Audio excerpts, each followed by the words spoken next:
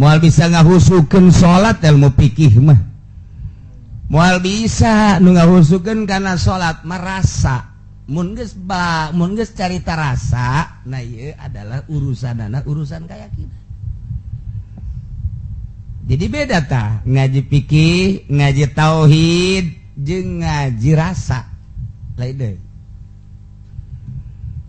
Urang lamun dek nyeun kue disesuaikeun jeung kitu metodena. Terus dijieun dek nyeun bolu ya sakieu tariguna sakieu endogna sakieu kieu carana jadilah bolu. Ai teu di dahar mah moal karasa ku jana nganyeunan doang. Gitulah jelema, ieu lah kitu nyaritakeun ilmu kalam, aing teu dirasakeun mah tetep bae kafir. Kafir bae tetep talar ku jada Al-Qur'an. Mantak teu meunang ge urang jualan Al-Qur'an ka kafir lantaran ke disalahgunakeun pake debat. Keur carita ieu mah ngaji fikih heula, beres ngaji fikih, ngaji tauhid heula. Terus ngaji fikih, terus ngaji tasawuf, terus mulai norekat.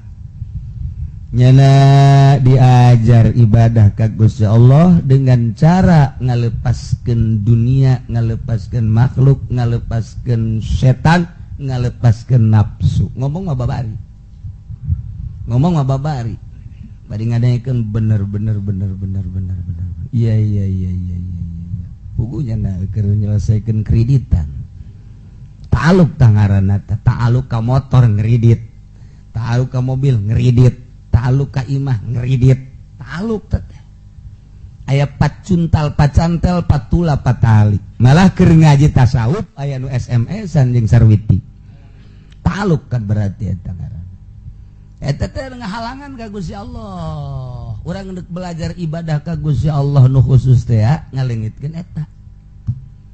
Mantak mun masih keneh lelempangan ka pendopo eta hahalang ka Gusti Allah. Jauh jeung Gusti Allah. Kiai nu sok lunta-lento ka pendopo eta mah dua depak keneh ka Gusti Allah. Jauh. Lain sakadar jauh. Lain sakadar jauh. Cenah pakai udang-udang, pakai kusia udang-udang segede bakul. Jauh bae. Sebab di jero hatena aya ta'aluk.